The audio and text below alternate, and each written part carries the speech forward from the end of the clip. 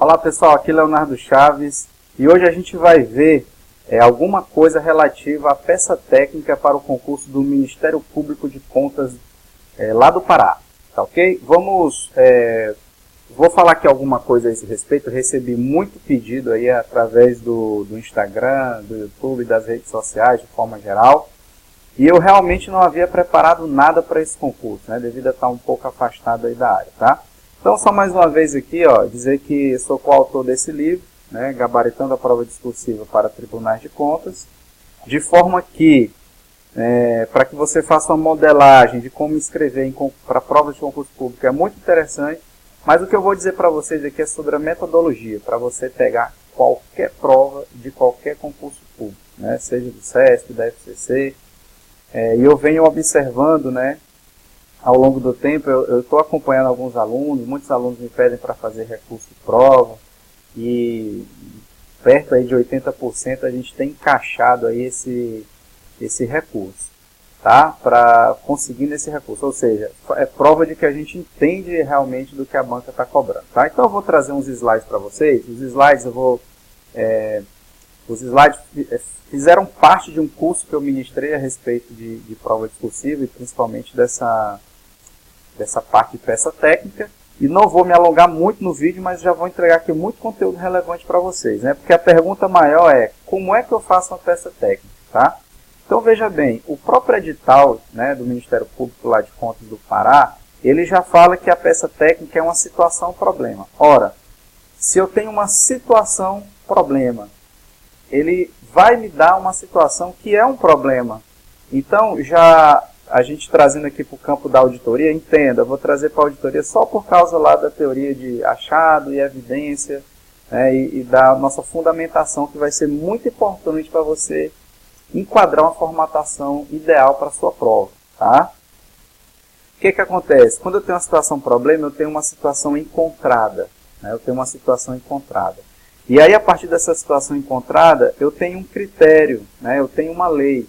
Por exemplo, se o gestor dispensou uma licitação, né, para compra de bens no valor de R$50 mil, ele burlou, né, nesse caso é uma situação problema, através de um fato que foi encontrado e um critério. O critério é a lei. Quando eu coloco os dois, eles não são iguais, né? Por quê? Porque ele fugiu, ele não obedeceu aquele comando legal, tá? Então, vem uma situação problema do gestor ter dispensado essa licitação no valor de R$50 mil, quando não deveria fazer, ultrapassando o teto, tá certo? Ultrapassando o teto, né, conforme prescreve a lei 8666 no seu artigo tal. Então, essa é a fundamentação. Então, veja bem, situação problema, o que é que você tem que fazer? Transcreve a situação problema, se posiciona a respeito, se está certo ou errado. Nesse caso, aparentemente, ele vai te dar um problema realmente, vai dizer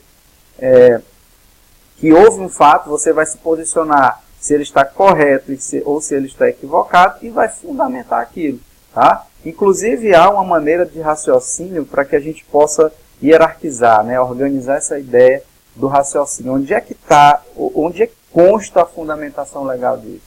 É na Constituição, é na lei, é na jurisprudência, na doutrina, em algum normativo legal? Onde é que está isso? Então, eu tenho que saber fazer isso. A gente vai aprender a fazer essa formatação tranquilamente para essa peça técnica, tá? Então, eu queria mostrar para vocês aqui, né, esse slide. Eu vou aparecer aqui no cantinho, né, para vocês, tá bom? E vou passar aqui rapidamente, tá? Como foi tema de um curso,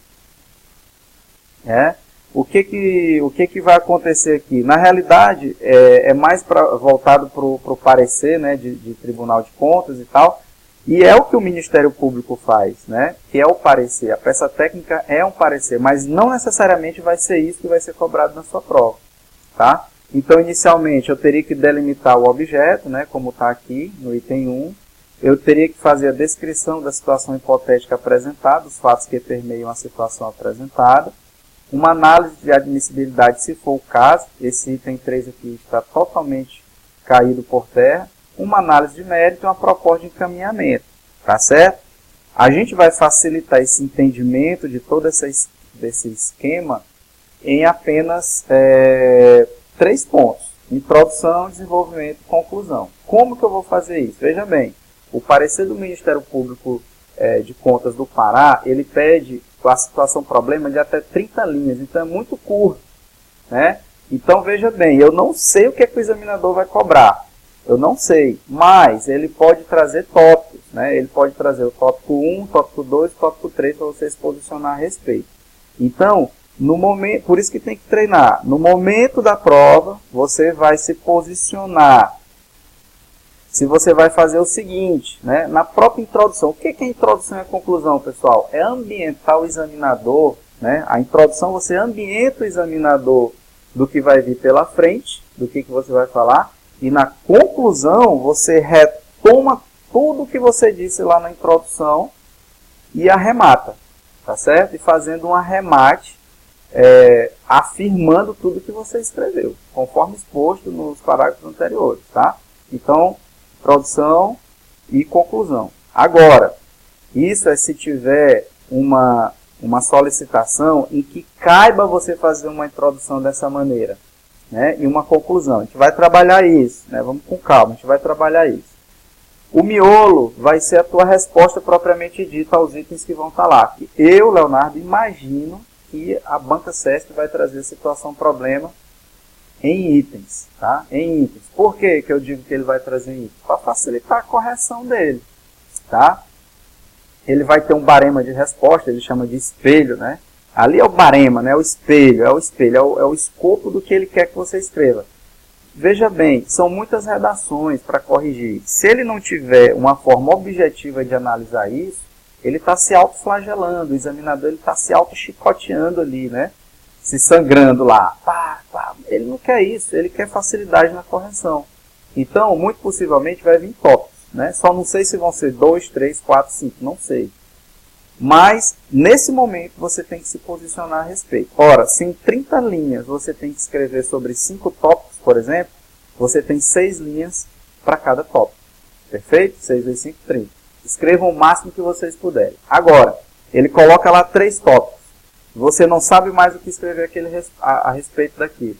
A quantidade de linhas escritas vai fazer com que você diminua o impacto dos seus erros na redação de acordo com a fórmula. Tá? Eu posso fazer um vídeo mostrando isso para vocês também. Tá? Então, olha só. Regra geral. Regra, tá? Porque tem exceção. Regra geral. Quanto mais linha você escreve, você minimiza o impacto dos seus erros gramaticais que porventura você ocorra. Tá? Agora, cuidado. Por quê? Quanto mais você escreve, também você está mais sujeito a errar gramaticalmente. Então, nada de inventar. Inventou, começa com I, termina com R e nunca chega no B. Ou no E de excelente. Então, inventou. Começa com I de insuficiente, termina com R de irregular. Então, não inventa. Você tem que fazer feijão com arroz. Tá? Frases do sentido direto. Tá certo? Sujeito, verbo, predicado. É isso, não inventa nada. E aí não precisa florear também de palavras rebuscadas. O examinador não quer isso. Ele quer saber se você sabe do assunto, sabe do conteúdo. E existe uma técnica para a gente trazer um pouco mais disso, né? É levar em torno de 30% tudo que você sabe, transmitir para a prova. Tem gente que sabe muito, mas não consegue transmitir para a prova. Não sei se esse é o seu caso, tá bom? Então, olha só. Como eu havia falado, introdução, o desenvolvimento e a conclusão, caso a prova peça isso. Professor, como é que eu vou saber disso na hora da prova? Olha, se você está querendo passar num concurso público desse nível, muito possivelmente você está estudando para isso. Tá? Então, é uma análise sua que você tem que fazer na hora da prova e você tem que assumir esse risco de fazer essa análise. Se você vai realmente fazer uma introdução substancial, e uma conclusão também abarcando 3, 4 linhas, ou se não vai sobrar espaço. Ok?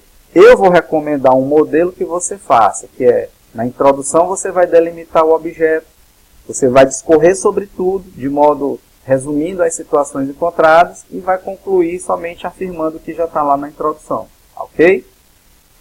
Delimitar o tema na introdução, certo? Delimitar o tema, responder aos quesitos, aqui no desenvolvimento e reafirmar na conclusão de 2 linhas no máximo, tá certo?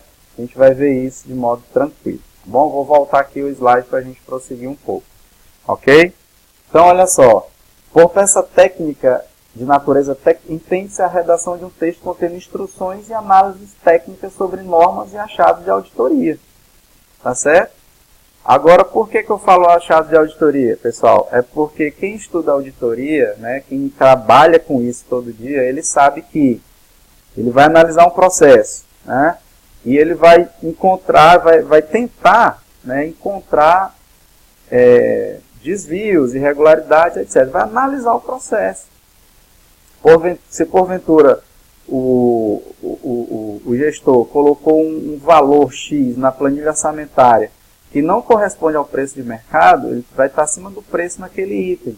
Então, o que é que eu posso dizer? Que ele não está de acordo com a tabela, por exemplo, de referência. Então, situação encontrada com o critério, que é uma norma, eu tenho aqui uma evidência, né? Eu tenho um achado.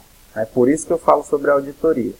Então, a partir do momento que eu encontro uma situação em que ela não está de acordo com a lei, eu tenho que pontuar a situação, me posicionar se aquela atitude foi correta ou errada e fundamentar.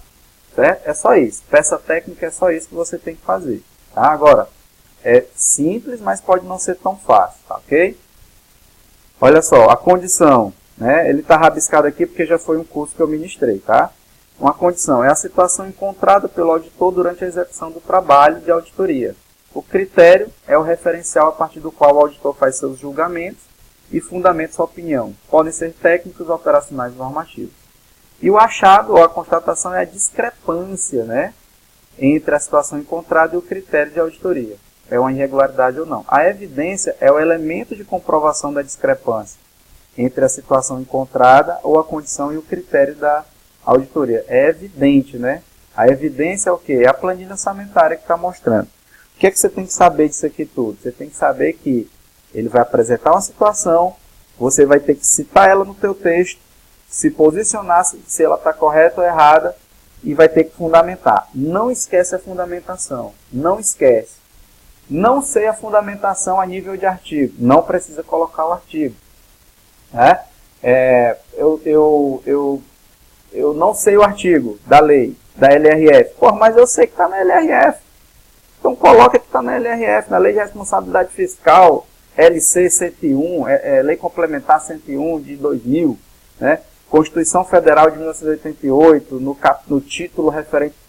Não precisa citar o artigo propriamente dito, você só tem que fundamentar aquilo. Né? Saber, ou então dar um nome para a lei. Por exemplo, eu não lembro que o número da lei é 8666-93. Então eu cito Lei de Licitações e Contratos, atualmente em vigor. Ponto final. Pronto, eu disse isso. O examinador quer saber se você sabe onde é que está também, topograficamente. Tá certo? Então esses são os primeiros passos aí para que você possa configurar o seu texto. Tá? Eu vou passar isso aqui. Eu acho que não é interessante. Mas aqui na delimitação do objeto, o aluno deve iniciar seu texto com as expressões trata-se ou cuida-se, examina-se, veja os exemplos. Trata-se de prestação de contas de entidade da administração indireta, cuja auditoria apontou irregularidades na constatação de serviços de reforma de equipamentos. Ou ainda, cuida-se de prestação de contas relativa à gestão de recursos pela administração municipal, oriundos de convênio firmado com a União. Tá ok? Então veja que essa delimitação do objeto é o quê? A situação problema, né? Vamos lá, se é Ministério Público de Contas do Pará, muito possivelmente vem alguma coisa do Estado, tá certo? Então, determinado órgão do Estado paraense, ao realizar, né, ao empenhar uma despesa cuja... E aí ele vai trazer uma situação em que você vai se posicionar, tá? As outras disciplinas, né, o pessoal aí da administração, né, dos outros cargos que não são tão do modo jurídico ou lá de engenharia ou de administração, por exemplo, né, eu vou pegar aqui os cargos depois para delimitar direitinho isso, vai trazer uma situação problema e você vai se posicionar. Então ele vai trazer algo a respeito e você tem que delimitar o tema para ele. Trata-se disso e aí você vai analisar. Quanto, né? E aí tem os conectivos que a gente tem que tomar cuidado, né? Quanto ao ponto relativo, né? Quanto ao empenho relativo à despesa X, né? O gestor incorreu em irregularidade, tendo em vista que ele deveria ter feito um empenho global e não por estimativa. Já que elementos dessa natureza, objetos dessa natureza, devem ter o empenho de tal modo. Ponto. Assim é o mandamento da Lei 4.320/64. Ponto. Eu falei do que ocorreu, me posicionei a respeito e fundamentei. Ok? Da mesma forma que eu citei lá na licitação, né? Se ela foi dispensada ou foi um processo por inexigibilidade de certa maneira, e se ele está de acordo ou não com a lei. Tá? Então, pessoal, é por aí. Tá? O vídeo não pode ser longo, tá? Não pode ser longo. Eu vou ficar por aqui, tá? Não se prendam aí ao que vocês estão vendo ali, daquela formatação, delimitação do objeto, análise de admissibilidade, porque não é o caso aí de vocês. Vai ser uma situação, um problema, e ele vai dar lá os tópicos e você vai se posicionar por esses tópicos, tá bom? E aí, ao longo dos dias aí, até a semana que vem, até a véspera da prova, tá? Eu vou ficar postando aí vídeos e vou mandar para todo mundo. Se liga lá no nosso grupo do WhatsApp, né? Pode ir para lá que a gente vai mandar conteúdo massivo aí para você realmente gabaritar o conteúdo, tá? Eu dou elementos para você gabaritar conteúdo. A gramática é com você, tá? Mas o conteúdo, pode ter certeza que você vai crescer bastante aqui com esses vídeos, ok? Um forte abraço, não esquece de curtir aqui, ó, o vídeo, né? Dá um like aí para que mais pessoas possam também ver esse vídeo. E compartilhe aí com seus amigos. Quando a gente compartilha o conhecimento, ele tem um fluxo aí de tudo que você emite e volta para você, tá? Então compartilha e curte aí para que mais pessoas possam ser ajudadas nessa empreitada rumo à aprovação em concurso público, ok? Forte abraço, pessoal, e até a próxima!